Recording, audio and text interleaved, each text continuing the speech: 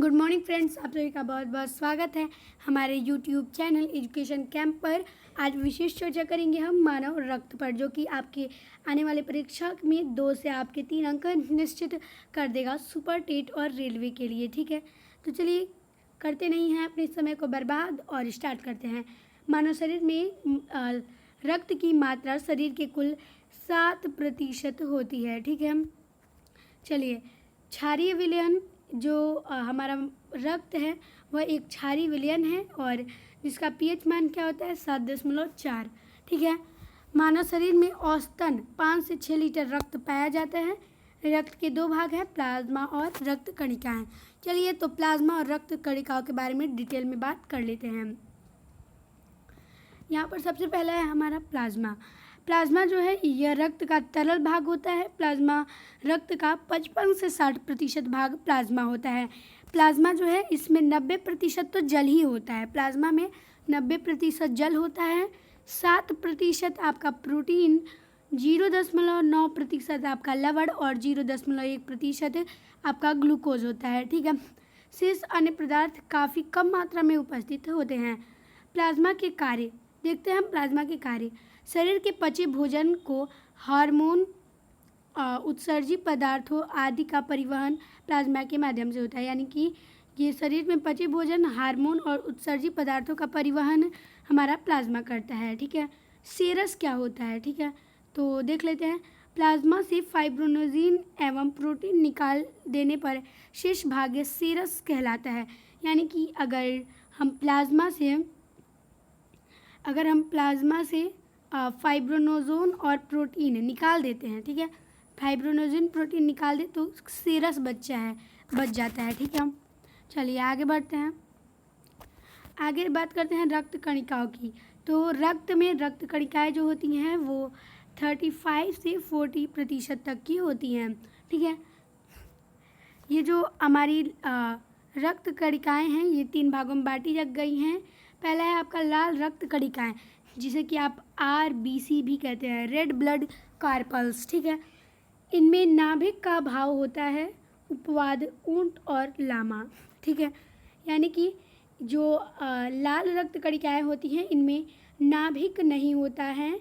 ठीक है, लेकिन उपवाद यह है कि ऊंट और लामा में नाभिक होता है। ठीक है, तो अगर आपके प्रश्न पूछा जाए कि ऊंट और लामा में आपका नाभिक होता है या नहीं, तो आप कहेंगे नहीं होता है। ठीक है, RBC का निर्माण अस्थि मज्जा में होता है। यानी लाल रक्त कणिकाओं का निर्माण हमारे अस्थि मज्जा में होता है। ठीक है, और अगर भ्रूण अवस्था में इसका निर्माण यकृत में होता है। ठीक है, RBC का निर्माण देखा जाए तो अस्थि मज्जा में, लेकिन भ्रूण अवस्था में यह होता है यकृत में। ठीक है, लाल रक्त कणिकाएं जो होती हैं इनका जीवन काल होता है 20 से 120 दिनों का। ठीक है, आगे बढ़ते हैं। इनका विनाश यकृत और प्लीहा में होता है। यानी कि अगर पूछा जाए कि रेड ब्लड कार्पल्स जो है आपके रेड ब्लड कार्पल्स, इनकी मृत्यु यानी विनाश कहाँ होता है, तो प्लीहा में। ठीक है, प्लीहा और यकृत आप दोनों बता सकते हैं। इसलिए जो यकृत है उसे RBC का कब्रिस्तान कहते हैं। यानी कि अगर पूछा जाए कि RBC का कब्रिस्तान क्या कौन होता है, तो प्लीहा होता है और यकृत। ठीक है, इनमें हीमोग्लोबिन पाया जाता है, जिससे लौह युक्त हीम नाम यौगिक पाया जाता है। इनके कारण रक्त का रंग लाल होता है। यानी जो हमारे रक्त का रंग है लाल, वो हीमोग्लोबिन के कारण होता है। ठीक है, RBC का मुख्य कार्य सभी कोशिकाओं को ऑक्सीजन पहुंचाकर उनसे कार्बन डाइऑक्साइड वापस लाना होता है। ठीक है, यही होता है RBC का कार्य। एनीमिया रोग के कारण हीमोग्लोबिन की कमी होती है। यानी अगर आपको एनीमिया रोग है तो आपको हीमोग्लोबिन की भी कमी है। सोते समय RBC में 5% की कमी हो जाती है और 4200 मीटर ऊपर जाने पर RBC में 30% की वृद्धि हो जाती है। यानी आप अगर रात में सो रहे हैं तो आपका RBC 5% घट चुकी है, और अगर आप 4200 मीटर ऊपर जाएंगे तो आपकी RBC 30% बढ़ जाती है। ठीक है, चलिए आगे चर्चा करते हैं। जैसे कि इसका पहला पार्ट मैंने बताया लाल रक्त कणिका, दूसरे भाग है श्वेत रक्त कणिकाएँ, ठीक है, जिसे कि हम WBC कहते हैं, वाइट ब्लड कार्पल्स, लिम्फोसाइट जिसे हिंदी में कहते हैं। इनका निर्माण अस्थिमज्जा में होता है, ठीक है, श्वेत रक्त कणिकाओं का निर्माण अस्थिमज्जा में होता है। लिम्फ नोड और अभी यकृत और प्लिया में होता है, ठीक है, यानी कि ये इनकी भी मृत्यु यकृत और प्लिया में होती है। इनका जीवन काल कितना होता है? तो 1 से 2 दिन का श्वेत रक्त कणिकाओं का जीवन काल होता है। श्वेत रक्त कणिकाओं में नाभिक पाया जाता है, जैसे कि मैंने आपको बताया RBC में नाभिक नहीं पाया जाता, पर WBC में ये पाया जाता है, ठीक है। आगे बढ़ते हैं।